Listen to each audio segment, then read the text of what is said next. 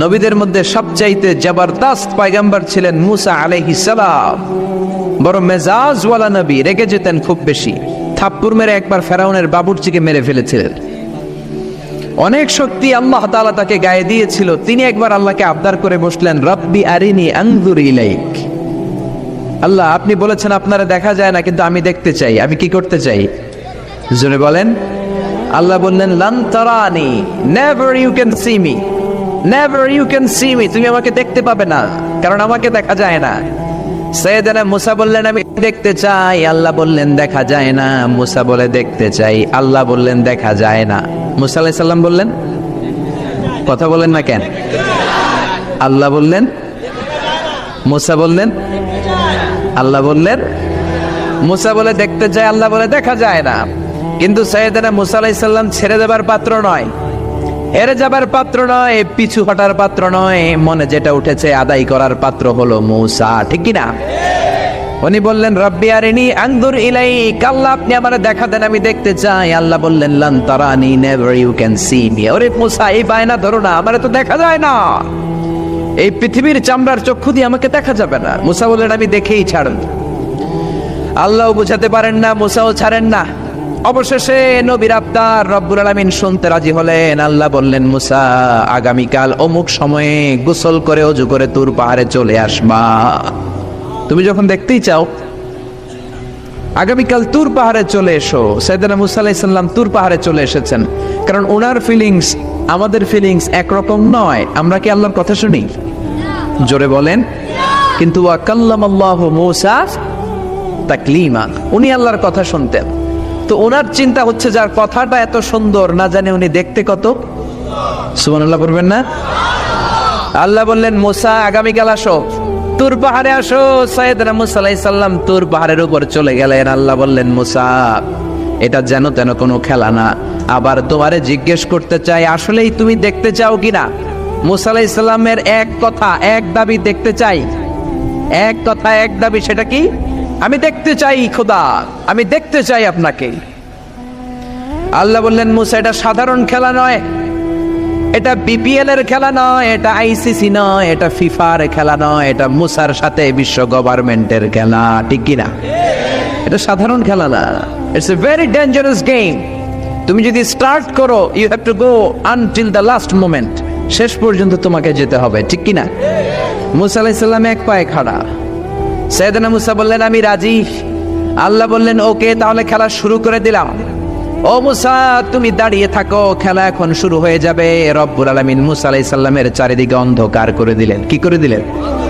চারিদিকে 4 ফারসাক এলাকা, 1 ফারসাকে 12 মাইল, 4 ফারসাকে অনেক লম্বা একটা জায়গা, 3 × 36 কিলোমিটার জায়গা আল্লাহ অন্ধকার করে দিলেন। ঘুটঘুটে অন্ধকার, এত অন্ধকার সাইয়েদনা মুসা আলাইহিস সালাম নিজের হাতটাও নিজে দেখে না। এবার মনের মধ্যে একটু ভয় চলে আসছে, কোন আওয়াজ নাই, অন্ধকার। এবার মনের মধ্যে ভয় এসেছে, কিন্তু আল্লাহকে দেখতে চায়। ওই নেশায় এখনো অন্তরের মধ্যে কিছু সাহস আছে না নাই? সাহস নিয়ে দাঁড়িয়ে আছেন। এবার আল্লাহ চারিদিকে আলোকিত করে দিলেন। এবার বললেন, মুসা, আরো কিছু কাজ আছে। তোমার চারদিকে 4 ফারসাক এরিয়ার মধ্যে কোনো প্রাণী থাকতে পারবে না। কোনো মশা থাকবে না, মাছি থাকবে না, ইঁদুর থাকবে না, ব্যাঙ থাকবে না, পাখি থাকবে না। সবগুলো পশু আর প্রাণীকে বললেন, আল্লাহ বললেন, তোমরা বাইরে চলে যাও, বাউন্ডারির বাইরে চলে যাও। বাংলাদেশের সাথে ইন্ডিয়ার খেলা, আপনারা দর্শক মাঠে ঢুকতে পারবেন? বলেন, ঢুকলে খেলা হবে? খেলাটা হবে। আল্লাহ বললেন, সবাই বাইরে চলে যাও। সব বাইরে চলে গেল। এবার আল্লাহ বললেন, মুসা, তোমার 2 কাঁধের মধ্যে 2 ফেরেশতা আছে না নাই? কিরামান, তাদেরকেও বাইরে পাঠানোর দরকার আছে না নাই? আল্লাহ বললেন, তোমরাও 4 দিক থেকে বাউন্ডারি দেয়া এরিয়ার বাইরে তোমরা চলে যাও। এবার রব্বুল আলামিন বললেন, আল্লাহর স্পেশাল সিকিউরিটি ফোর্স ফেরেশতাকে তোমরা 4 দিকে বাউন্ডারি দাও। স্পেশাল সিকিউরিটি ফোর্স ফেরেশতা কাদের সাথে কাঁধ লাগিয়ে, পায়ের সাথে পা লাগিয়ে 4 দিকে একটা বাউন্ডারি দিলেন। চিল্লায় বলেন, আল্লাহু আকবার। এবার সাইয়েদনা জিব্রাইলকে আল্লাহ বললেন, ও জিব্রাইল, তুমিও ঢোকার চেষ্টা করো না, তুমিও বাইরে চলে যাও। সুবহানাল্লাহ। সাইয়েদনা জিব্রাইল বলে, আল্লাহ,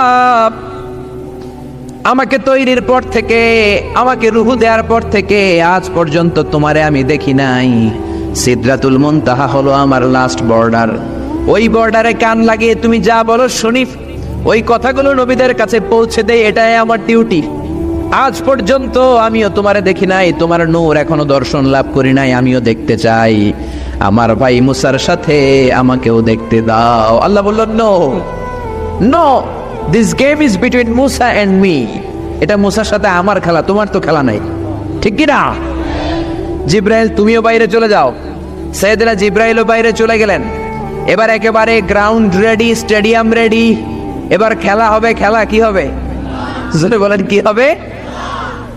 মুসা আলাইহিস সালামের বিশ্ব গভর্নমেন্ট, আল্লাহর সাথে খেলা।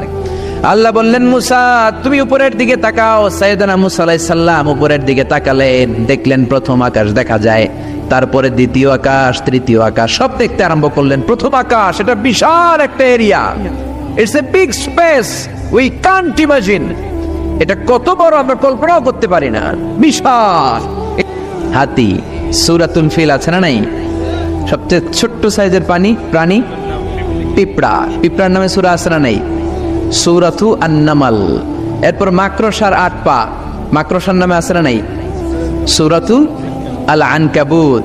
মৌমাছি, মৌমাছির নামে আছে না নাই? সূরাতু আন-নাহাল। নারীদের নামে আছে না নাই? নারীদেরকে আমরা পছন্দ করি বেশি, ঠিক কিনা? বিশ্বনবী পছন্দ করতেন, নারীদের মর্যাদা বেশি, মায়ের মর্যাদা 3 গুণ বেশি বাবার চেয়ে। এজন্য দেশের ক্ষমতায় আমরা নারীদেরকে বসাই দিচ্ছি। যেহেতু ক্ষমতা কয় গুণ বেশি, 3 ডবল যেহেতু মর্যাদা, তো বাবারে বসাবো কেন, মারই বসাই দিলাম। 2 মাই আছে, ঠিক কিনা? এই স্বাধীনতার পর থেকে এই 2 মা। আল্লাহ করে মা দিছে কয়টা? জোরে বলেন। এই 2 মা যদি একটু আদর সোহাগ দিয়ে আমাদেরকে রাখতো, তাহলে বাংলাদেশটা সিঙ্গাপুর হয়ে যেত। চিল্লা এখন, ঠিক কিনা? সিঙ্গাপুরে আমি ছিলাম কিছুদিন, আমার প্রোগ্রাম ছিল। এবছর গিয়েছিলাম ব্যাংককে, থাইল্যান্ড। তো ওদের দেশের একটা নিয়ম আছে, সেটা হচ্ছে ম্যারিটোক্রেসি। দেশের সব নিয়োগগুলো মেরিটের ভিত্তিতে হবে, যোগ্যতার ভিত্তিতে। চাচা খালুর টেলিফোনে নয়। কিন্তু আমাদের দেশে মামা খালুর ফোনে চাকরি আছে না নাই? সিঙ্গাপুরে নাই। এই সিঙ্গাপুরটা গোটা বিশ্বে পরিচিত ছিল জেলেপাড়া হিসেবে। জেলেপাড়া মাছ ধরতো, কি ধরতো? যেই এলাকাটা মাছ ধরে খেত, এই এলাকাটা এখন গোটা বিশ্বের উন্নত ডেভেলপড কান্ট্রি, দ্য ফার্স্ট ওয়ার্ল্ডের একটা অন্যতম দেশ। চিল্লায় বলেন, ঠিক কিনা?